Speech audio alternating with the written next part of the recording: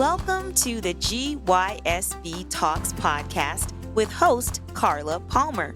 G.Y.S.B.talks, Get Your Sexy Back Talks, is the #1 podcast helping women in midlife elevate physically, mentally, spiritually, financially, and in relationships.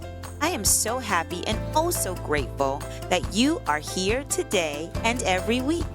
Now, let's get into today's topic, shall we?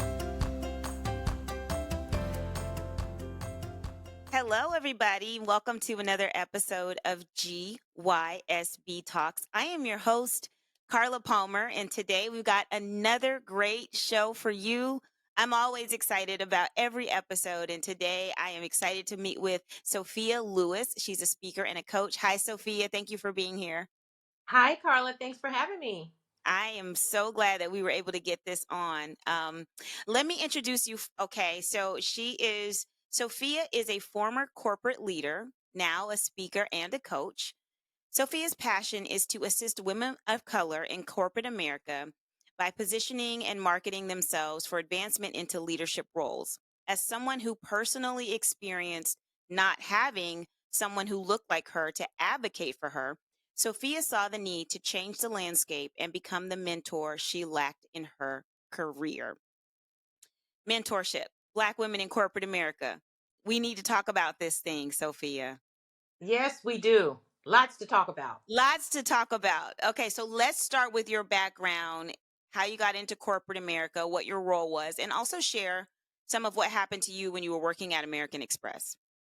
Absolutely. So I was in corporate America for well over 30 years. Started out in call centers and worked my way up to different roles and different positions within corporate America at different organizations, and it led me all the way up to being at American Express. Now, during my journey in corporate America, there were times where I wanted to explore leadership and look for opportunities within the organization, but what I noticed was the landscape for people that looked like me was either non-existent, or maybe if you saw one, it was like a unicorn within the organization. So became something where I felt like maybe a little bit a daunting type of task to even try to think about going for those positions, because I didn't have anyone that I could speak to about it. That particular one person may be somewhere in another department, another part of the organization. So we really didn't have someone to really give some pointers on how to, make it my way through the corporate American up the corporate ladder. So I just continued to just do what I always did. And I'm sure a lot of women of color do currently right now in their role as an individual contributor, where we know our roles in and out. We come, we show up, and we do what we were paid to do. But when the opportunities come, they were few and far between for women of color. Now, when I moved to American Express later on in my career, this was around 2014, I began as an individual contributor at American Express. And again, understood my role, did my role very well, and was able to finally start to see all of the fruits of my labor, things that I've picked up nuggets from other roles at different organizations on how to position myself and how to be that leader that I wanted to be, and then also be that mentor for others that I didn't have.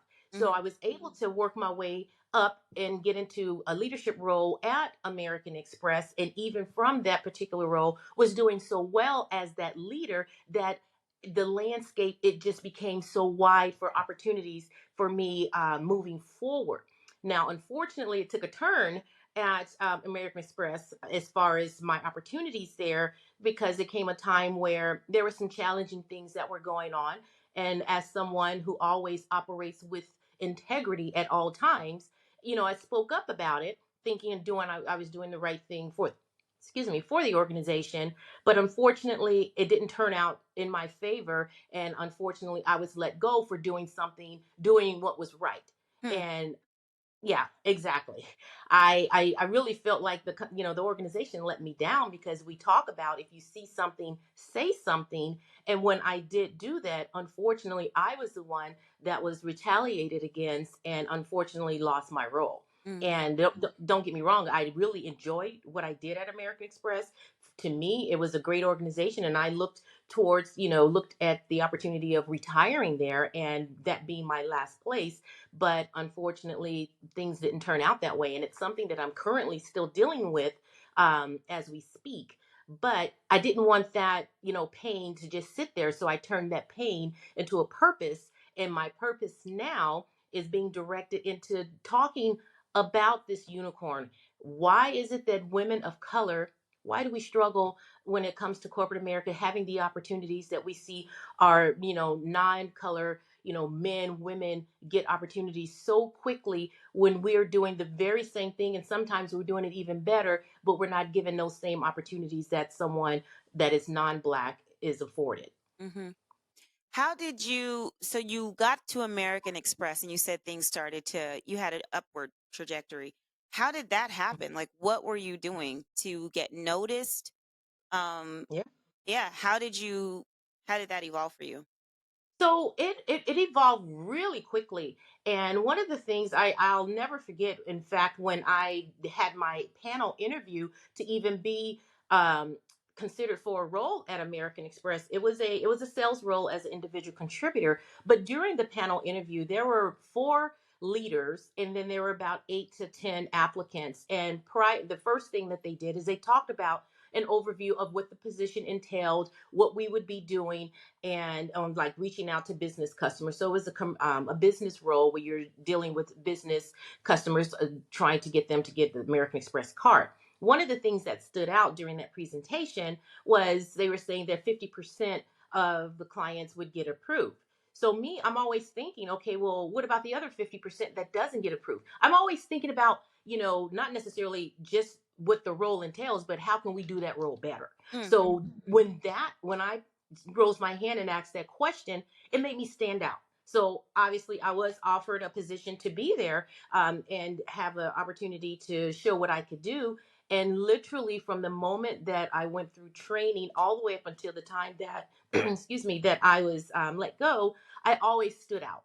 In training, I was with the company maybe 90 days when I was, approached as far as being in a informal leader type role because my leader had taken some time off for medical procedures. So it's doing those type of things, asking those questions, trying to learn the position more. I always advocate and I always try to tell people it's one thing to know your role. It's another to know how your role could be better. Look for the things that's wrong or that are kind of damaged within the role and think of ways to fix that, because when you are mastering your craft, you're letting your leadership know, you're letting people know that now, number one, not only is she someone to go to as far as questions about the role, but she's very innovative.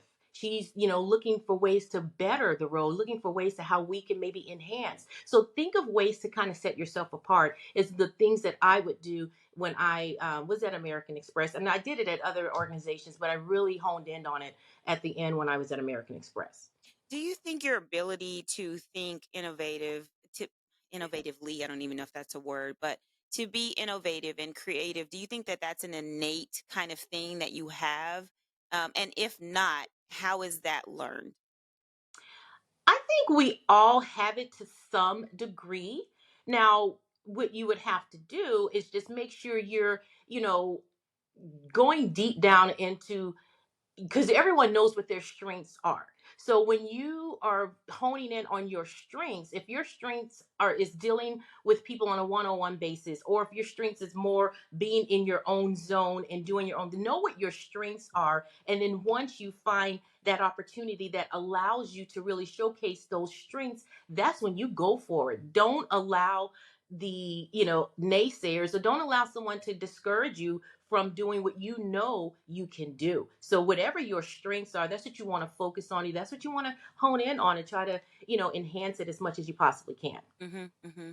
What about people who are good at their role and they want to promote within the company, but they are shy, right? And you see people, they're going out to lunch together. Sometimes there's a good old boys club, you know how that is. Mhm. Mhm. How do they insert themselves into conversations, into spaces where they may not necessarily be invited, but they should be there?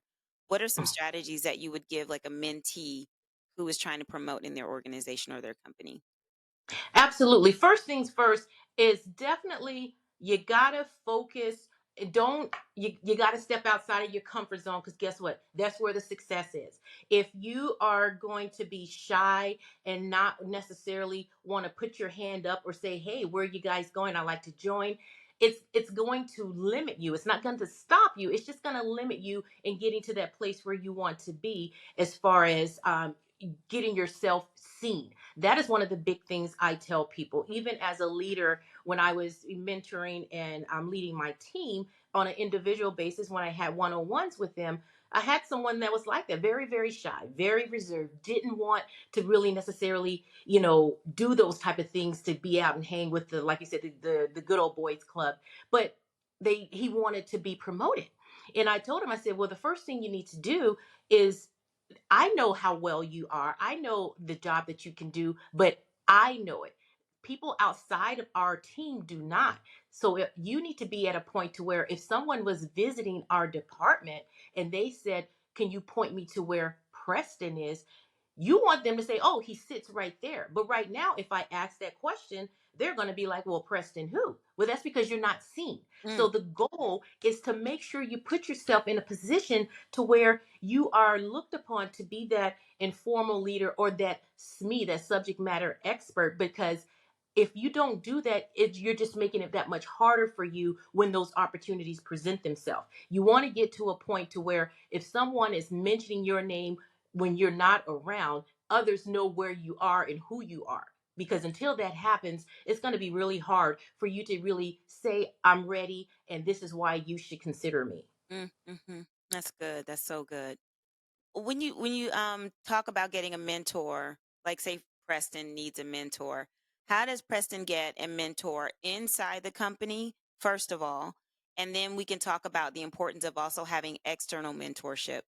Mhm, mhm. So for inside the company, when you're looking at mentors, especially for women of color, a lot of times what I advise, or what works for me, is to try to find someone not necessarily right in your department. It could be someone within the organization, but look at other areas that you see, like I mentioned, when you have your skills, that you know what your skill sets are, start to explore other departments, other areas within the organization that you could possibly consider yourself being. And then from there, looking at the leadership, or looking at someone in a senior role, not necessarily a leader, but maybe someone in a more advanced role, and start reaching out. Start out with doing what we would call a side by side, seeing if they're available, so you can sit there and see what happens a day in the life of that particular person. And as you're doing that, one, you're introducing yourself, so you're getting yourself out there and you're being seen. Two, you're learning about their role, because now, by going over there and spending some time in that area, you're going to decide whether or not it is some place where you would like to be. And if it is, now you've put yourself on their radar. And if you can create that mentorship with that particular, senior person and or leader, now you're creating those stepping stones to get you to where you want to be. But the biggest thing is, you got to start off being an advocate for yourself and searching for that internal mentor, in order for you to try to keep your career progressing in an upward manner. Now, outside, it's always, especially for, again, I know I always say women of color, because I think about the sisters and no one's really thinking about us. So it's time for us to think about us. Try to find someone, like they always say, surround yourself by successful people. And now, I don't mean that in a negative connotation to someone that, may not be in the same zone as you. But what Yeah. I'm saying, if you're looking to move up, look at those people that you aspire to be. Take them out to, have coffee or meet up, have lunch, just to talk, and then learn from them. And then also allow them to provide you with pointers and things that you can do, not necessarily just from a professional standpoint, but from a personal standpoint. You just never know how you two can connect in a way that's going to better you, better the person. Look for the internal to help you from a professional standpoint, but that external can be on multitude levels, not just professional. It can be personal, spiritual, financial, whatever you're looking for, that will help make the complete package. Mhm. Mhm. And the internal one can speak for you when you're not there, speak your name in rooms where you might not yet be. So that's super Absolutely. important too. Most definitely. And especially when you are trying to get in definitely on a leadership role, at the very minimum, if you're moving over in the individual contributor role, because sometimes we have to move sideways before we can move forward. And that's okay because I've done that a number of times. Mhm. I've moved in lateral positions or with different elements within the same role, but I still was focusing on moving forward. And by doing that, it actually made it even better for me when I did have the opportunity and was able to get promoted. Mhm. I also like what you were saying about the external mentorship and how it may not necessarily be directly connected to the role that you're doing inside your organization.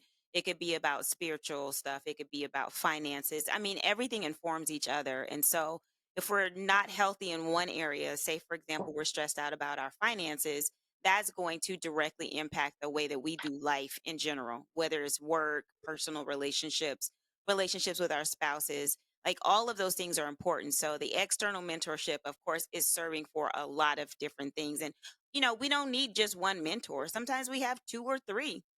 Everybody Absolutely. can't Yeah. do everything and be everything to us.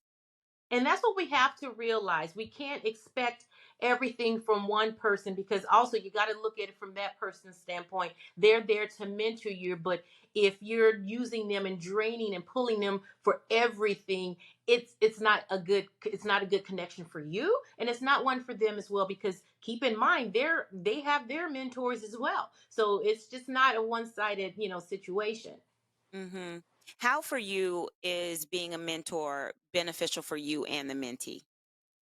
It's beneficial because I like to give real life experiences. Like I talked about the employee I had, Preston.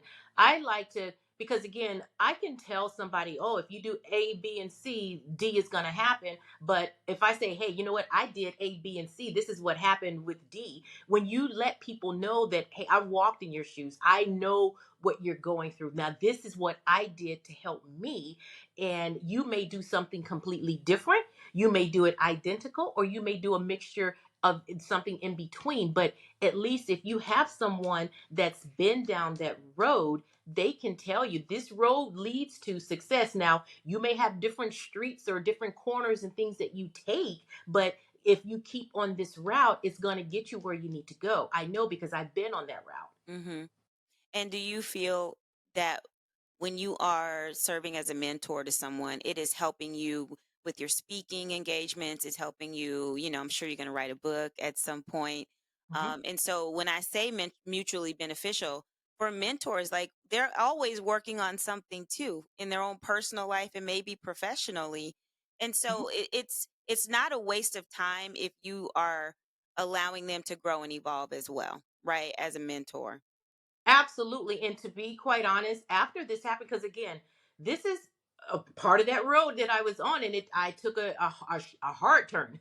I mean, to go from corporate America now out here talking about how to, succeed in corporate America, it my life shifted. But you know what, listening to the people that I've spoken to, both current employees at American Express, ex-employees, people in different organizations, people everywhere, when I talk about what has happened, I hear the same thing. Oh my God, I went through that, or I know someone, and this is something that we need to talk about. There is a need out there for us to bring it to the forefront. And for me, this is, I guess I look at it as my calling to just bring it out there to the forefront. Now, where it takes me, I'm just allowing that road. I'm on my path, and wherever that road takes me, that's where I'm going to go. But if I can reach out to just one person each time I speak, either on podcasts like yours, interviews, or anytime I'm out and I'm speaking to someone, if it resonates enough for them to say, hey,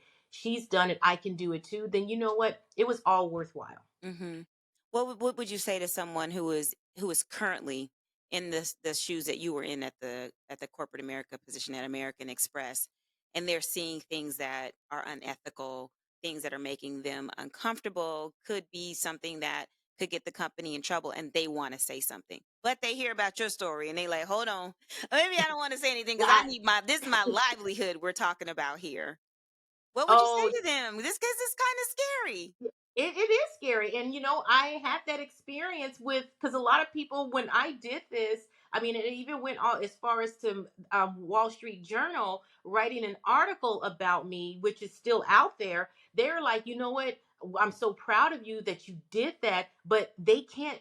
Like you said, they're afraid. They have family. They have, they can't lose that money because, I mean, I'll be honest, they pay very well there. So Right. now you're like, wait a minute, if I do that, I see what they did to you, sis. I'm good. But for me, and I'm not saying this about, and everyone has a decision to make for them and their family. I understand that. So when I was going through this, never once did I tell someone, oh no, we got to do this together. Come on with me. No, because my situation and what I can stand for and what I choose to do is not the same for you. And I don't want you to jeopardize your career, your family, and your finances for something that I believe in. So it all comes down to my integrity. What was I able to accept? And what was I able to, just say, no, I can't do this. Now, it's twofold.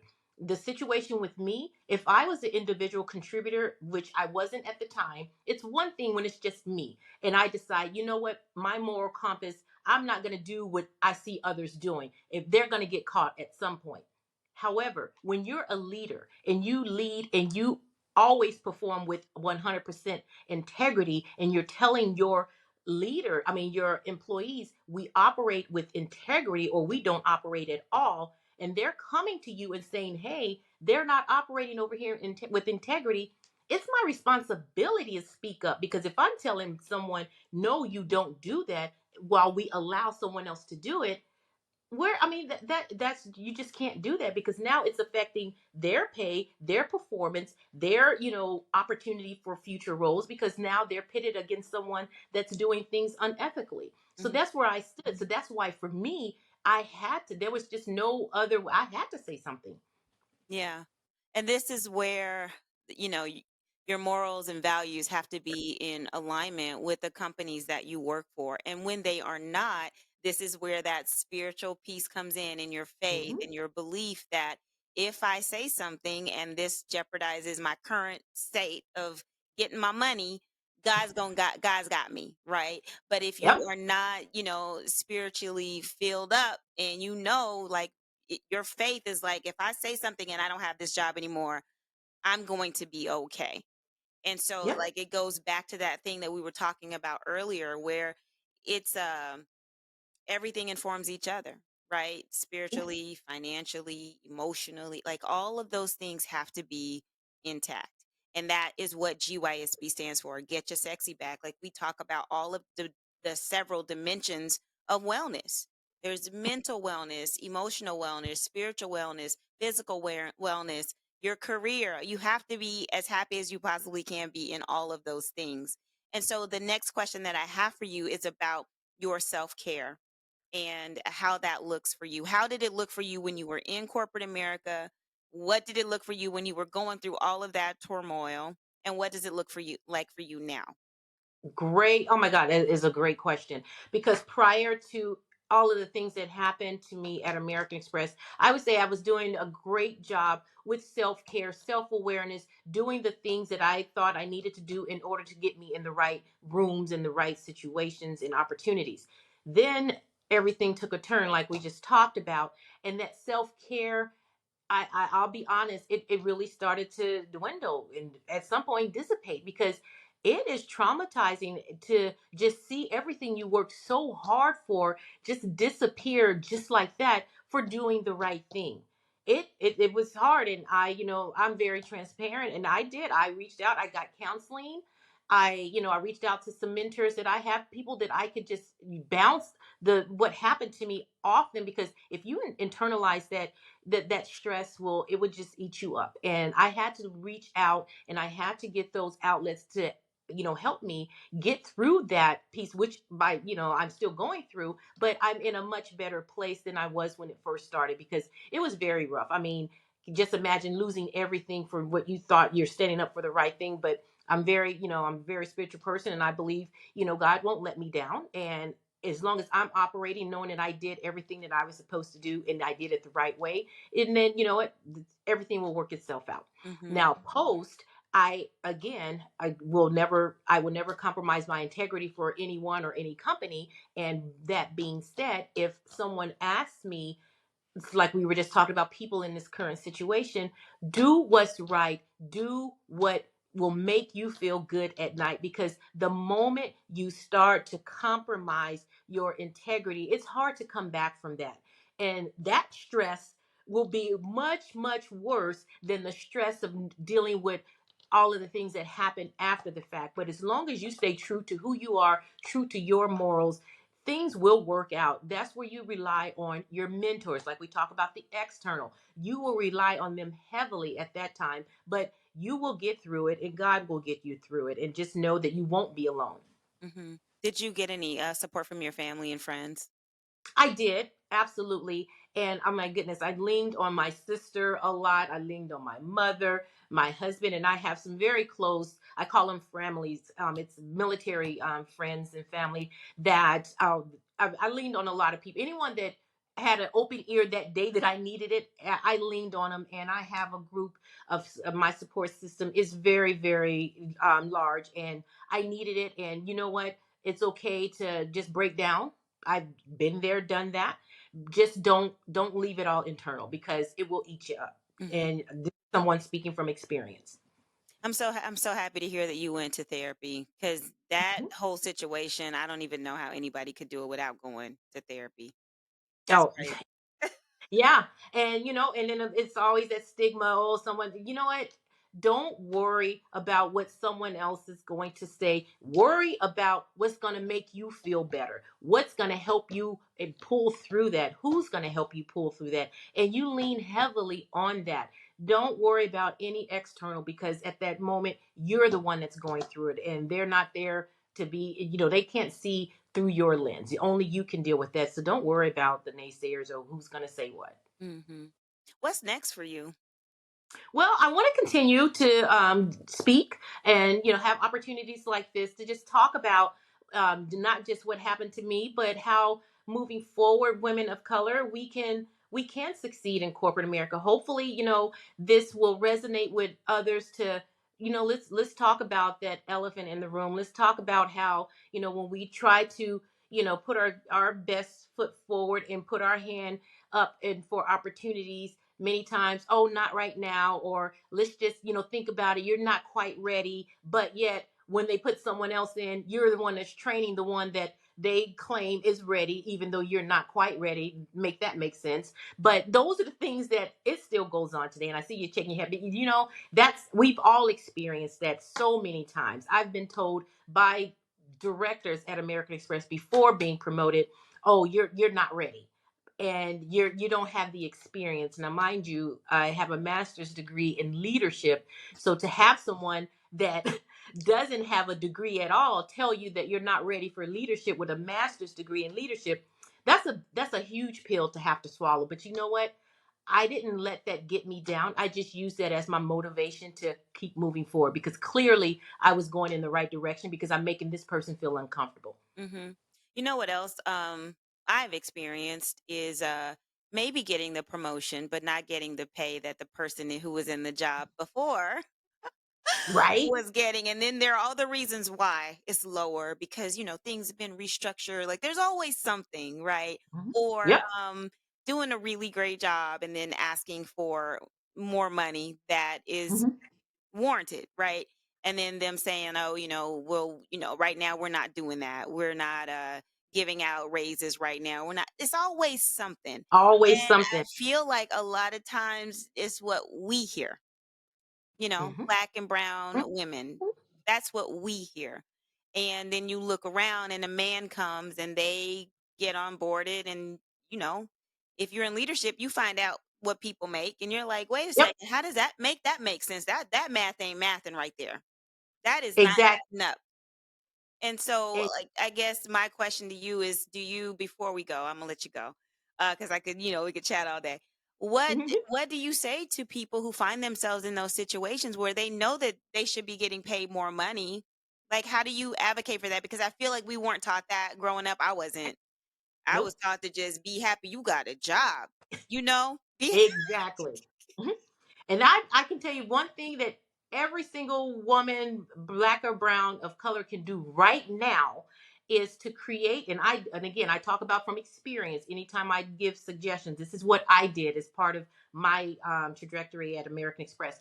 Create what I call a brag folder, Mm, and on your Outlook, just create a folder and just put brag. So anytime you either help someone with something, you get an accommodation for something, you've been put on a special project, you got some sort of kudos, move that over to that brag folder. Because when it comes time, one, for your annual review, or one, for you to go for that next role, or one, as to why you justify asking for the amount of money that you're asking, because their memory is real short on what you did, Carla, but yeah. you know all the things you did. So pull that out and just show them. It's undeniable. It's in black and white. You have what we call the receipts, so you show those things. And I did that. It got to the point where that folder, it was so much in there. I'm like, I mean, and it was just, how can we deny her? She's literally done all of these things, and her performance has always been stellar. So, yeah, I mean, she's bringing it to us. So we can't justify saying,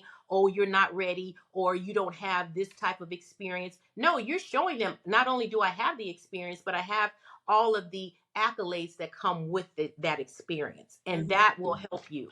That's so good, and I love that. I have one too. I have a I guess it's like a brag folder. It's like an Excel spreadsheet, and everything. Every Hmm. time I have an accomplishment or something that I'm proud of, I go in there and I just type it into the next line. It's up to like maybe 52 things over there now. But it helps in your Yeah, reviews too, because if you think about the annual review, which is something that gives a lot of people high anxiety, because yeah, you're sitting in front of as a direct report, you're sitting in front of your supervisor, and they're telling you, oh, this, and this, but then you could have done better over here. And but if you have this brag sheet that you're talking about, you can always pull from that because there's an hmm, opportunity in that review for you to say, this is what I've done over the course of the year. It's an annual review. You don't want to be waiting until the month before the review to start going, oh, what did I do? Let me see, what were my accomplishments? No, you need to go somewhere and be able to pull, like you were saying, pull from that list and go in there with confidence. And at the end of that, where is my money? exactly. This is what I've Run done for me my you. Have you money. done for me? Exactly. And there's absolutely nothing wrong with that, because if you're not your biggest fan and sticking up for you, who is? Ooh, We already see no one will. No one. So you got to do it. I mean, it's gotten to the point we have to do that, because if not me, who? If not now, when? You mm-mm. know? And you know how they do, like if you have a coach, they'll do like oftentimes they'll do a 360 and you'll give them a list of people to reach out to, people you like and people you might not like too much, but they've worked with you. And it Hmm. helps you with your strengths and your areas of opportunity to grow. And so you can even do your own 360. Ask people like, hey, how is it working with me? What do you think my strengths are? And give them an opportunity to be honest. I'm not going to be Hmm. offended. This is how you grow, having uncomfortable, brave conversations about where you can improve, and you take that. I mean, some Yeah. people, might not agree with what everybody says, but somebody going to tell you the truth. And it's Right. going to be the real thing that you can work on. And you can Hmm. take a course or you can read a book or you can practice, but there are things that you can glean from other people that you can add to elevate in your career. So, Absolutely. Yep. I agree. all right, how can people stay in touch with you? Well, right now, reaching out, they can either reach out to me. I'm on LinkedIn. Or if they go to Sophia Lewis at att.net via email. But as you mentioned earlier, I am currently working on a book that I will be having out there, because that was another thing I noticed in my journey through corporate America, is finding the self help books from a business standpoint that's written by women of color. If you were to try to Google right now, there's very minimal, if any, that come up. Now, we definitely have our, motivational authors out there, the Maya Angelou's and, Michelle Obama. Oh, well, yeah, we Lisa have those. Nichols, yeah. Yeah, but when we talk about someone that's been in the trenches where where we are right now and how we're trying to navigate within it, there's not a lot. Now, I've seen and received lots of, leadership books throughout my career, but it's always someone that doesn't look like me. So how can they know about my journey? And I need to hear from someone that's been on my journey and that looks like me. So that's very something that's to me very important and it's missing. So I am, hopefully will have an opportunity to put that out to everyone so that they can see that there is someone that looks like them that been through it and this is what they've done, and it doesn't hurt. My success does not dictate your success and vice versa. So we have to, as women also, especially sisters, we have to be there for for our sisters. We can't think that by giving our information, it's going to change our situation. In fact, it's going to elevate you. If you hold on, you're holding yourself back. Mm-hmm. Totally agree. Yep. I have two questions before we go that I always ask Okay. my guests. One is on your bucket list. What's like the top thing on there that you have to do before you leave this earth? Well, I have planned for 2025. I will be going to Santorini, Greece. I have always wanted to go. I want to do the flying dress I was gonna say, photo. is you gonna have your dress on? Yes, I am going to Santorini, Greece. That is, it's always been one of the destinations. It just looks so beautiful and so serene. So yeah. Okay, awesome. And then when you first heard the word sexy, right? So this is Get Your Sexy Back, GYSB. When you first heard that word, at whatever age, what did you think about it? And how has it evolved for you as an adult? Well, when I first heard that word, I thought about, of course, from appearance sake. We got to look a certain way because that's what society says. We have to be the petite, pretty, got the makeup things on. So that's the first impression. But after my journey, getting your sexy back for me, it's all about self care. If you can take care of you, you are sexy in every aspect of the word because you can look great on the outside, but if you are all bits and pieces on the inside, you're not sexy in my eyes because you're not walking, you're not exuding it. So if it's coming from within, it's being exuded. Outside, it's just a superficial thing. I love it. I love it. I love it. Great. Awesome. So I want to thank you so much for coming on, Sophia. I'm so glad that we are connected. I can't wait for your book. And I'm definitely going to have you back on when your book is out so we can help promote Yes, your ma'am. book because it is very important. Your story of resilience and just being brave and doing what you did is something that everybody needs to hear about. So I thank you. And I look forward to hearing from you again and seeing what you do. I know you're going to be on somebody's TED Talk stage, doing all the That's the things. plan. That is the plan. And I do appreciate you inviting me on, having your listeners hear my story. And I hope that, we are back together again soon. Like you mentioned, talking about the book, talking about what's been happening since and what's in the future. Yes, and talking about Greece because, Yeah. Oh, yeah. That will be happening.